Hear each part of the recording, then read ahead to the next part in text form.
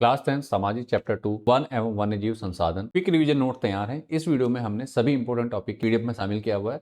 तो चलिए शुरू करते हैं आज की वीडियो और देखते हैं सारे इंपॉर्टेंट टॉपिक्स।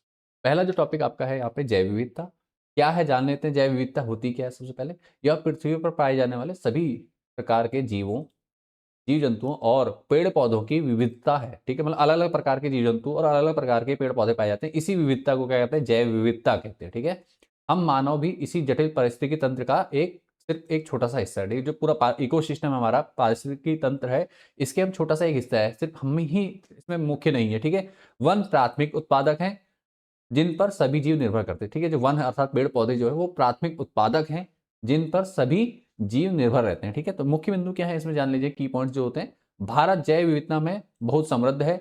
यहाँ दुनिया की सारी उपजातियों की 8% संख्या पाई जाती है। ठीक है, जो भारत में क्या टोटल जितनी भी उपजातियां हैं उसकी 8% संख्या यहाँ पाई जाती है। ठीक है, यह संख्या लगभग कितनी है? टोटल 16 लाख है। जो 8% संख्या बता रहे हैं, अगर इसकी संख्या गणना की जाए तो ये 16 लाख के आसपास है। ठीक है, तो ध्यान रखने वाली बात है।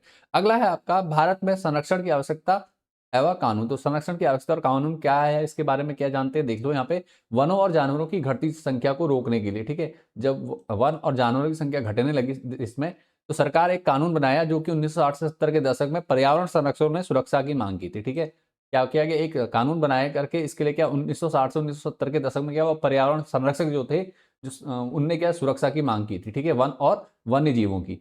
तो मुख्य बिंदु क्या है इसमें? भारतीय वन्य जीव रक्षण अधिनियम। ठीक है, तो भारतीय वन्य जीव रक्षण अधिनियम कब आया? 1972 में आया। इसे 1972 में लागू किया। ठीक है, ध्यान दीजिएगा। प्रावधान क्या था इसमें? संकटग्रस्त जातियों का बचाव, शिकार पर प्रतिबंध, वन्य जीव आवासों को कानूनी सुरक्षा दी जाना, अर्थात जंगलों को रिजर्व करना, रिजर्व सुना होगा आपने। ठीक है, जंगल रिजर्व करना, और इसके अलावा शिकार पर प्रतिबंध, मतलब कुछ ऐसे जीव जिनके शिकार करने पे क्या कहते हैं प्रतिबंध लगाया गया, और संकटग्रस्त जो जातियां थी उनके बचाव के लिए क्या किया गया, कानूनी सुरक्षा दी गई।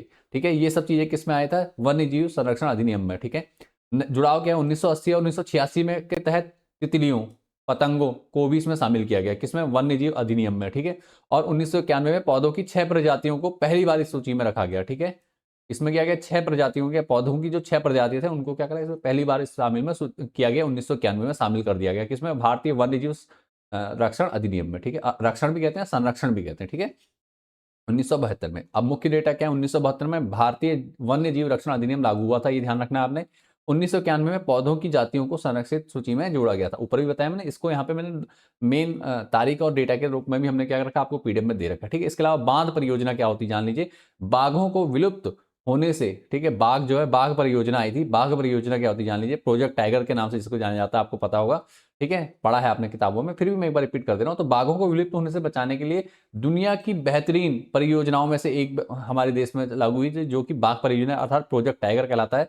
बाघों की हड्डियां एशियाई देशों में दवाई के लिए और खाल व्यापार के लिए बेची जाती थी, जो इसके घटने का मुख्य कारण था। मतलब बाघों को मारा जाता था, उसकी खाल और हड्डियों से क्या होता है, खालों से तो व्यापार किया जाता था, कई चीजें बनती थी उससे, और जो हड्डियां थी उनसे दवाइयां बनती थी। ठीक है, तो इसको क्या किया गया, घटाने के लिए क्या गया, अधिनियम लाया गया था, बाघ टाइगर, प्रोजेक्ट टाइगर लिया गया। ठीक है, मुख्य बिंदु क्या है इसके? संख्या में गिरावट। 20वीं सदी की शुरुआत में 55,000 बाघ थे। ठीक है, जब 20वीं सदी शुरू हुई तब 55,000 बाघ थे, लेकिन 1973 में घटकर केवल 1827 बाघ रह गए थे। इतने सारे मारे गए देखो। ठीक है, 1870 मतलब 1000, 2000 से भी कम रह गए थे 55,000 में से। ठीक है, तो लगभग 53,000 क्या मारे गए थे। अगला क्या है? प्रमुख टाइगर रिजर्व में अक्सर पूछे जाते हैं। ठीक है, जो प्रमुख टाइगर रिजर्व है उसमें पूछे जाते हैं क्या, कार्बन नेशनल पार्क कहाँ है? उत्तराखंड में है, ये पता रखना चाहिए आपको। सुंदरवन पश्चिम बंगाल में, सुंदरवन बांधवगढ़ मध्य प्रदेश, सिस्का राजस्थान, मानस असम में है, और पेरियार केरल में। ये सारे आपने याद कर लेने हैं, इनमें से ज्यादातर पूछे जाते हैं क्वेश्चन।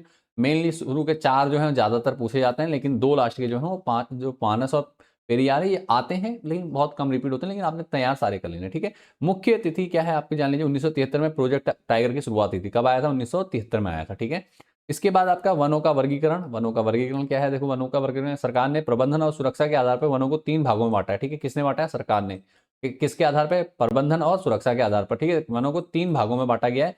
पहला है आरक्षित वन, रिजर्व फॉरेस्ट जिसे कहते हैं। देश के आधे से अधिक वन इसी श्रेणी में आते हैं। ठीक है, जो आरक्षित वन है वो क्या, देश के आधे से ज्यादा वन जो है वो किस में आते हैं? आरक्षित वनों की श्रेणी में आते हैं। संरक्षण के लिए इन्हें सर्वाधिक मूल्यवान माना जाता है। संरक्षण के लिए क्या करते हैं? इन्हें सर्वाधिक मूल्यवान माना जाता है। दूसरे हैं रक्षित वन, ठीक है। प्रोटेक्टेड फॉरेस्ट जिन्हें कहते हैं, कुल वन क्षेत्र का 1/3 हिस्सा होता है। ठीक है, ये क्या जो रक्षित वन है वो जो कुल वन क्षेत्र है उसका 1/3 हिस्सा होता है। इन्हें और अधिक नष्ट होने से बचाया जाता है। ठीक है, इन्हें और नष्ट होने से बचाया जाता है। और तीसरा है अवर्गीकृत वन, ठीक है, अनक्लास्ड फॉरेस्ट जिसे कहते हैं। ठीक है, तो बाकी बचे हुए वन और बंजर भूमि, ये दोनों को हटाने के बाद जो बचे हुए वन और बंजर भूमि जो सरकार या समुदायों के पास है, ये किस में आते हैं, अवर्गीकृत वन के अंतर्गत आते हैं। इसमें से एक क्वेश्चन बनता है आपका, इनमें से किसी एक की डेफिनेशन या इनसे संबंधित एक प्रश्न पूछ रहा है कि किसे कहते हैं करके, तो आपको पता होना चाहिए। ठीक है, याद क्या रखना आपने, मध्य प्रदेश में सबसे अधिक स्थायी वन है। ठीक है, परमानेंट फॉरेस्ट कहाँ है, मध्य प्रदेश में। ठीक है, कुल वनों का 75% कहाँ है, मध्य प्रदेश में। ठीक है, जितने भी भारत में कुल वन है उसका क्या 75% कहाँ है, केवल मध्य प्रदेश में है। ठीक है, अगला है समुदाय और वन संरक्षण। ठीक है, समुदाय और वन संरक्षण क्या है जान लीजिए। सिर्फ सरकार नहीं बल्कि गांव के लोग भी वनों को बचाने में मदद कर रहे हैं। ठीक है, जो सरकार के अलावा क्या गांव के जो लोग होते हैं वो भी क्या करते हैं, वनों को बचाने में मदद करते हैं।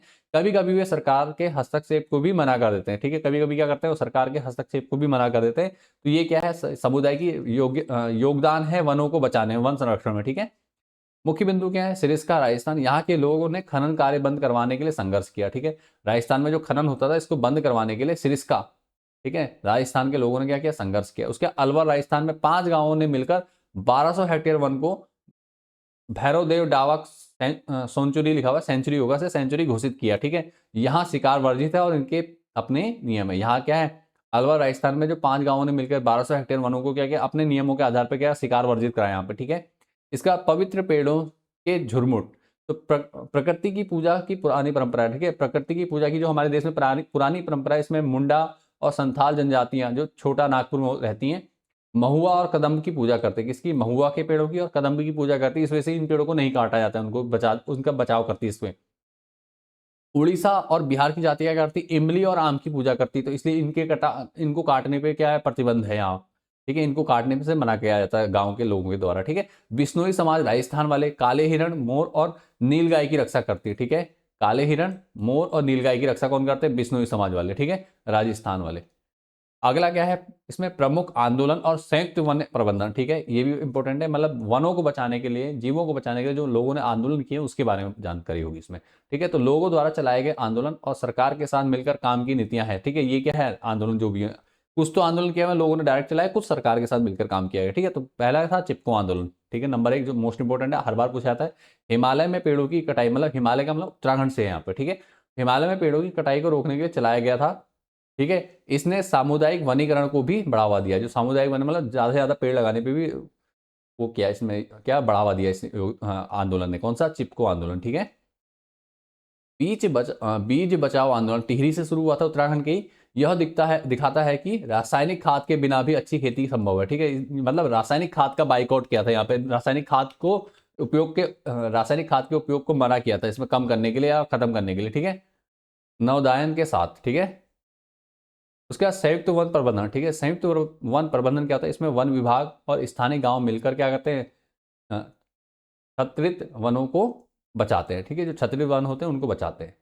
अगला है बदले में गांव वालों को गैर इमारती उत्पाद जैसे गोंद, फल और लकड़ी के लाभ में हिस्सा मिलता है। ठीक है, गैर इमारती उत्पाद मतलब पेड़ों को काटे बिना, जैसे गोंद हो गया, फल हो गया और लकड़ी के मतलब सूखे पेड़ों की लकड़ी के लाभ में हिस्सा मिलता है। ठीक है, जो भी है इसमें लाभ मिलता है इनको। ठीक है, इसका मुख्य तिथियां क्या है, 1988 उड़ीसा राज्य में सबसे पहले संयुक्त वन प्रबंधन JFM का प्रस्ताव पास किया गया। ठीक है, तो ये आपने डेट याद रखनी है, 1988। ठीक है, ये डेट आपकी क्या इंपॉर्टेंट है, याद रखें, कहाँ है, 1988 उड़ीसा में संयुक्त वन प्रबंधन। ठीक है, तो ये सारे टॉपिक मैंने यहाँ पे कंप्लीट करा दिए इस चैप्टर के। इससे बाहर एक भी टॉपिक आपका नहीं आने वाला है, सारे टॉपिक हमने तैयार कर लिए। उम्मीद करता हूँ वीडियो पसंद आई, वीडियो से कुछ सीखने मिला, वीडियो को लाइक कर दो, वीडियो को दोस्तों या शेयर कर दिया करो ताकि उन तक भी वीडियो पहुंच सके और वो भी अपनी तैयारी कर सके। कोई डाउट है कमेंट कीजिए, आप लोगों के जो भी कमेंट होते हैं मैं उनको पढ़ के उन पे जो भी आपके क्वेश्चन होते हैं उन पे वीडियो बनाता हूं। और अगर आपको किसी और सब्जेक्ट की या किसी और टॉपिक पे वीडियो चाहिए तो उस पर भी आप मुझे कमेंट कर सकते हैं, मैं उस पर भी जल्दी आप लोगों को वीडियो प्रोवाइड करा दूंगा।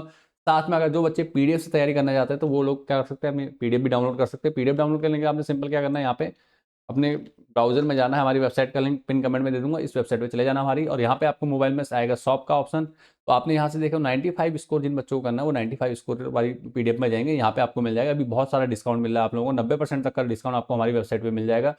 पेड पीडीएफ पे कई सारी फ्री पीडीएफ्स है जो यहाँ आपको मिल जाएंगी, यहाँ से आप इजीली डाउनलोड कर सकते हैं बेटा।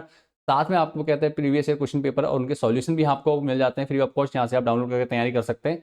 ठीक है। कई सारे बच्चों के मुझे कमेंट आ रहे हैं प्रीवियस ईयर क्वेश्चन कराओ, ये कराओ, वो कराओ, तो मैंने ऑलरेडी वीडियो भी बना रखी है, साथ में आप लोगों को पीडीएफ भी प्रोवाइड करा के आप यहाँ से डाउनलोड कर सकते हैं।